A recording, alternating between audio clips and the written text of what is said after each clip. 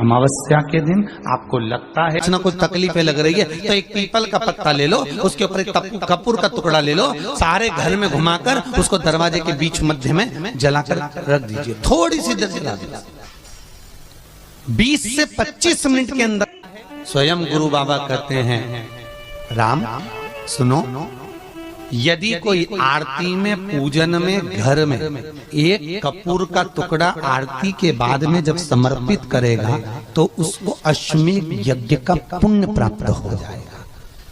अश्वमेध यज्ञ के पुण्य को पाने के लिए कपूर का टुकड़ा आज भी आरती में जलाया जाएगा, आज भी।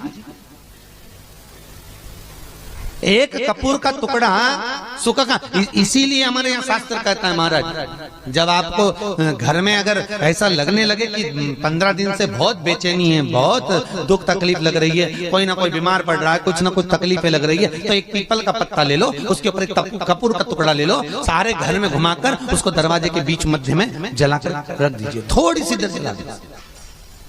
20 से 25 मिनट के अंदर मकान में एनर्जी वापस आ जाएगी, उस भवन में एनर्जी वापस प्राप्त हो जाएगी। अमावस्या के दिन आपको लगता है कि हमारे पूर्वजों का उद्धार नहीं हुआ, हमारे पूर्वजों का कल्याण नहीं हुआ, कहीं अधोगति में कोई चला गया है, उसका बस एक बार, रोज नहीं जरूरत है, प्रतिदिन जरूरत ही नहीं, महीने में एक बार अगर अमावस्या के दिन भी आपने चंदन के थोड़ा सा चंदन अगर मेरे देवाधिदेव महादेव को 7 स्थान पर समर्पित किया है। अशोक यहाँ पर वर्णन कर रही है, मैना, धन्य और कला की कथा कर रही है। तीनों ने सनकादि ऋषियों से मांगा।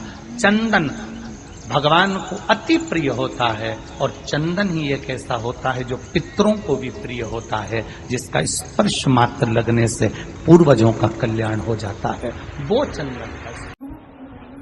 7 स्थान शिवलिंग के बताए हैं, जहां पर भूल से भी अगर कोई चंदन की उंगलियां लगा देता है, 7 स्थान ऐसे हैं जहां चंदन की मात्र उंगलियां लगा देने से ही शिव पितृलोक के पितरों को मुक्ति प्रदान करके वैकुंठ लोक का निवास दे देते हैं। 7 स्थान।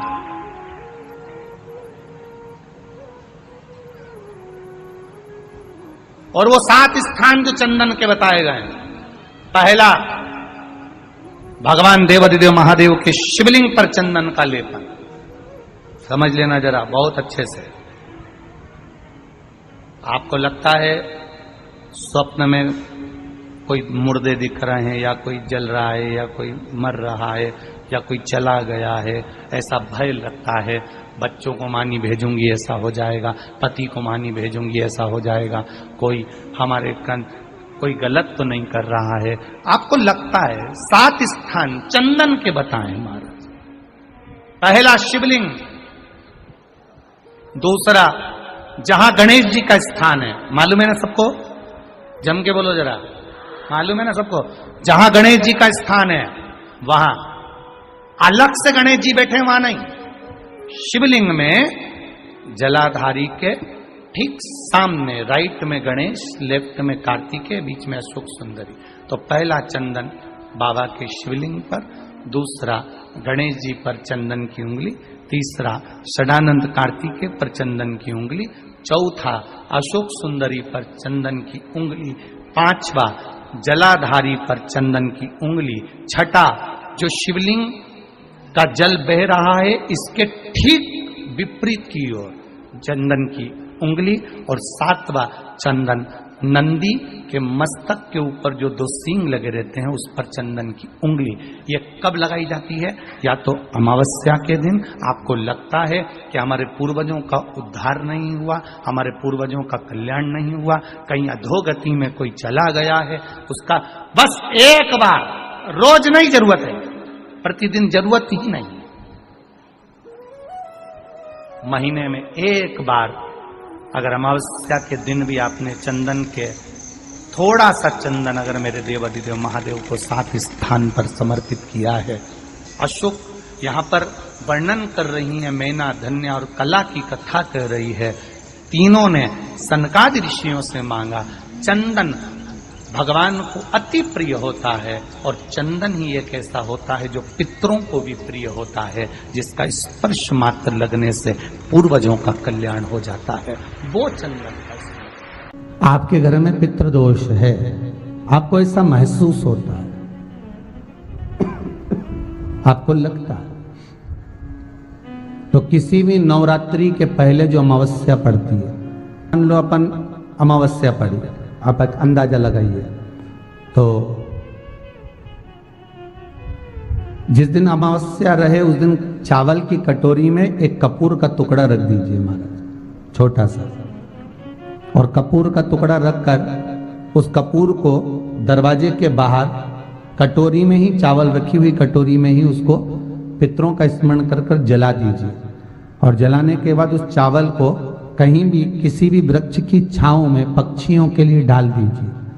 शिव महापुराण की कथा कहती है, अगर मान लो पितृ आपको कष्ट दे रहे हैं, पितृ आपको तकलीफ दे रहे हैं, कोई काम नहीं होने दे रहे हैं, या कहीं आपको ऐसा लगता है कि पितरों का दोष है, तो वो पितृदोष देवी, अब ये जो आप करेंगे ये कब कर रहे हैं? अमावस्या के दिन आप उसको रख रहे हैं। अमावस्या के दिन उसको रखकर रात भर अपने रखा कपूर के साथ में, सुबह एकम पड़ गई, नवरात्रि लग गई, उसी दिन उसको जलाकर आपने पटक दिया।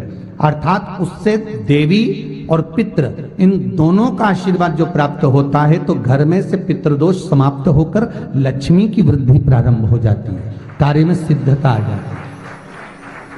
मान लो अगर पितृदोष है तो करो, नहीं है बड़े अलमस्ती से रहो, तो ये पितृदोष का स्मरण। तो यहाँ शास्त्र कह रहा है कि पितरों का जो लोक होता है, पितर जो लोक होता है, उस पितृ लोक में 64 योगिनियां प्रवेश नहीं करती। शिव महापुराण कर रही है, शंकर की कथा कर रही है। एक छोटा सा उपाय अवश्य करिएगा। मान लो आपको लग रहा है कि आपके घर में पितृदोष है, आपको ऐसा महसूस होता है, अमावस्या पड़ती है, चावल की कटोरी में एक कपूर का टुकड़ा रख दीजिए मान, छोटा सा, और कपूर का टुकड़ा रखकर उस कपूर को दरवाजे के बाहर कटोरी में ही, चावल रखी हुई कटोरी में ही उसको पितरों का स्मरण कर कर जला दीजिए। और जलाने के बाद उस चावल को कहीं भी किसी भी वृक्ष की छांव में पक्षियों के लिए डाल दीजिए। शिव महापुराण की कथा कहती है, अगर मान लो पितृ आपको कष्ट दे रहे हैं, पितृ आपको तकलीफ दे रहे हैं, कोई काम नहीं होने दे रहे हैं, या कहीं आपको ऐसा लगता है कि पितरों का दोष है, तो वो पितृदोष देवी, अब ये जो आप करेंगे ये कब कर रहे हैं? अमावस्या के दिन आप उसको रख रहे हैं। अमावस्या के दिन उसको रखकर रात भर आपने रखा कपूर के साथ में, सुबह एकम पड़ गई, उसी दिन उसको जलाकर आपने पटक दिया। अर्थात उससे देवी और पितृ इन दोनों का आशीर्वाद जो प्राप्त होता है, तो घर में से पितृदोष समाप्त होकर लक्ष्मी की वृद्धि प्रारंभ हो जाती है। अमावस्या के दिन प्रदोष काल में, प्रदोष के समय पर, प्रदोष काल में शाम के समय पर जाकर किसी भी नदी, तालाब, बावड़ी, कुआं, कहीं ना कहीं जो आपके पास में हो, वहां पर एक घी का दिया, बत्ती का मुंह दक्षिण की ओर कर कर अवश्य जला कर जाना, सारे पितृदोष समाप्त हो जाएगा। अगर नदी, तालाब, बावड़ी, कुआं नहीं है तो पीपल का वृक्ष हो या बेलपत्री का वृक्ष हो या बट का वृक्ष हो, उसके नीचे लगा दो प्रदोष काल में। पर अमावस्या के दिन लगाएं जरूर। क्यों? क्योंकि अमावस्या 16 दिन तक पितृ मृत्यु लोक में आने के बाद में भोजन ग्रहण करते हैं। अमावस्या के दिन पितृ शाम के समय प्रदोष काल में शंकर भगवान का नाम जाप कर कर नदी, तालाब, बावड़ी पर पानी पीने जाते हैं। वहां से जल का आचमन कर कर पितृ अपने लोक को चले जाते हैं प्रदोष काल के समय पर। इसलिए प्रदोष काल में जलाशय के पास में बावड़ी, कुआं, नदी, तालाब के किनारे पर दिया लगाया जाता है दक्षिण की ओर मुख कर कर बत्ती का, तो पितृ आशीर्वाद देते हुए जाते हैं कि फलो फूलो, आगे बढ़ो, उन्नति करो, तरक्की करो। ये पितरों का आशीर्वाद रहता है, पितरों का वर रहता है। आप देंगे, कुछ करा ना करा, फिर अमावस्या के दिन उस दिन दिया दक्षिण की ओर बाती का मुख कर कर। 7 स्थान ऐसे हैं जहां चंदन की मात्र उंगलियां लगा देने से ही शिव पितृलोक के पितरों को मुक्ति प्रदान करके वैकुंठ लोक का निवास दे। 7 स्थान, और वो 7 स्थान जो चंदन के बताए गए हैं। पहला, भगवान देवाधिदेव महादेव के शिवलिंग पर चंदन का लेपन। समझ लेना जरा बहुत अच्छे से। आपको लगता है स्वप्न में कोई मुर्दे दिख रहे हैं, या कोई जल रहा है, या कोई मर रहा है, या कोई चला गया है, ऐसा भय लगता है। बच्चों को मानी भेजूंगी ऐसा हो जाएगा। जिनके यहाँ पितृदोष होता है, काल सर्प दोष होता है, वास्तु दोष होता है, उनको ज्यादा कुछ नहीं करना होना।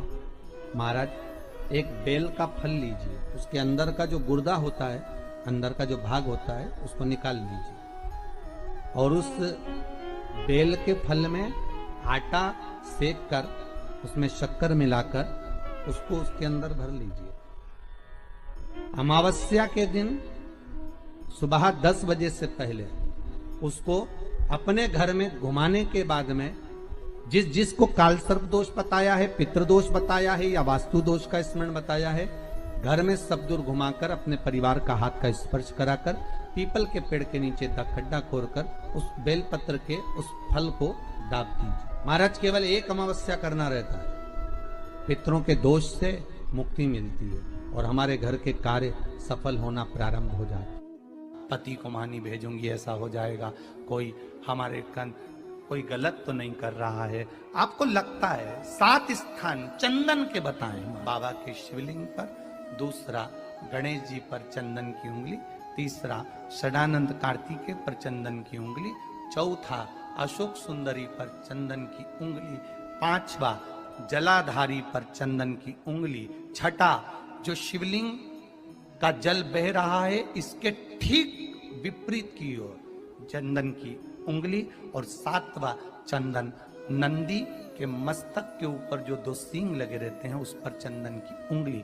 ये कब लगाई जाती है? या तो अमावस्या के दिन। आपको लगता है कि हमारे पूर्वजों का उद्धार नहीं हुआ, हमारे पूर्वजों का कल्याण नहीं हुआ, कहीं अधोगति में कोई चला गया है, उसका बस एक बार, रोज नहीं जरूरत है, 4 दिन दुकान अच्छी चले, बाकी के समय देखना पड़े, समझ लेना पितृदोष। घर में बच्चे चिड़चिड़े हो जाए, गलत संगति में डूब जाए, समझ लो चिड़चिड़ हो रहे हैं, पितृदोष। घर के बच्चे माता पिता का आदर न करें, सम्मान न करें, तेज आवाज में बात करें, समझ लो पितृदोष। पितृदोष मालूम पड़े। और इतने से भी अगर आप नहीं समझ सकते, परिवार का कोई एक व्यक्ति जब जब भोजन करने बैठे तब तब उसकी थाली में बाल आए, भले वो होटल में खाए तो भी बाल आ जाए, वो कहीं खाना खा रहा है तो बाल आ जाए। 8-15 दिन में, 4 दिन में, 3 दिन में, 2 दिन में, 6 दिन में आपकी थाली के भोजन में अगर बाल निकल रहा है, केश निकल रहा है, समझ लेना कि पितृ आपसे कुछ मांग रहे हैं, पितृ आपसे कुछ चाहते हैं। महाराज एक बेल का फल लीजिए। क्या लेना है? बेल का फल, बेलपत्री का जो फल होता है उसको ले लो, उसके अंदर का जो गुर्दा होता है, अंदर का जो भाग होता है, उसको निकाल लीजिए और उस बेल के फल में आटा सेक कर उसमें शक्कर मिलाकर उसको के अंदर भर लीजिए। अमावस्या के दिन सुबह 10 बजे से पहले उस बेल फल में जिसमें तुमने पंजेरी भरी है, आटा सेक कर भरा है शक्कर के साथ में, उसको अपने घर में घुमाने के बाद में जिसको काल सर्प दोष बताया है, पितृदोष बताया है, या वास्तु दोष का स्मरण बताया है, घर में सब दूर घुमाकर अपने परिवार का हाथ का स्पर्श कराकर पीपल के पेड़ के नीचे तक खड्डा खोदकर उस बेलपत्र के उस फल को दाब दीजिए। महाराज केवल एक अमावस्या करना रहता है, पितरों के दोष से मुक्ति मिलती है और हमारे घर के कार्य सफल होना प्रारंभ हो जाते हैं। कार्य की सफलता होती है, कार्य में सफलता प्राप्त होने लगती है। हम तो कई बार कहते हैं महाराज जी, अगर ऐसा लगे किसी औषधि को आप ले रहे हैं, मालूम पड़े कि औषधि आपको लग नहीं रही है, शिव महापुराण की कथा करेंगे, मान लो औषधि आपको नहीं लग रही, आपने औषधि बहुत दिनों से ले रहे हो, कोई दवाई, मान लो आप किसी भी दवाई को ग्रहण कर रहे हैं और वो औषधि लगी नहीं रही है, वो शरीर को लगी नहीं पा रही और आप ठीक ही नहीं हो पा रहे, 15 दिन हो गए, 8 दिन हो गए, बताओ उतना की उतना ही फेटरिना है, उतना ही उतना अपना भरा हुआ, वही की वही लीवर, वही की वही किडनी, वही की वही स्मरण, सभी कुछ वही वही है, उतना की उतना ही। बीपी भी ऊंचा नीचा चल रहा है पर लेवल में नहीं आ रहा, शुगर भी लेवल में नहीं आ रही, तो प्रयास करा करो महाराज, बेलपत्री के फल का जो गुर्दा है, अंदर का जो भाग है फल का, उसको पानी में गला लीजिए।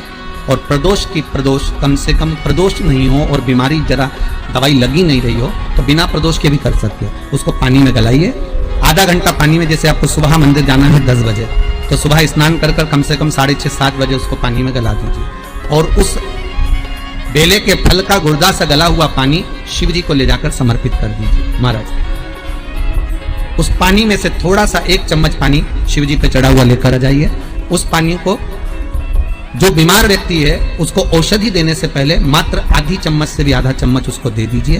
भगवान शंकर का श्री शिवाय नमस्तुभ्यम का जाप कर उस पानी को देने के बाद अगर आप औषधि देंगे तो ये पक्का है कि औषधि अपना कार्य करना प्रारंभ कर देगी और वो स्वस्थ होना प्रारंभ हो जाएगी। वो स्वस्थ हो औषधि। श्री शिवाय नमस्तुभ्यम, हर हर महादेव। अमावस्या के दिन किए जाने वाले उपाय। पीपल के पत्ते में कपूर रख कर यह उपाय आप कर सकते हैं। तो आशा करती हूँ यह वीडियो आपको पसंद आई होगी। वीडियो पसंद आई होगी तो वीडियो को लाइक करें।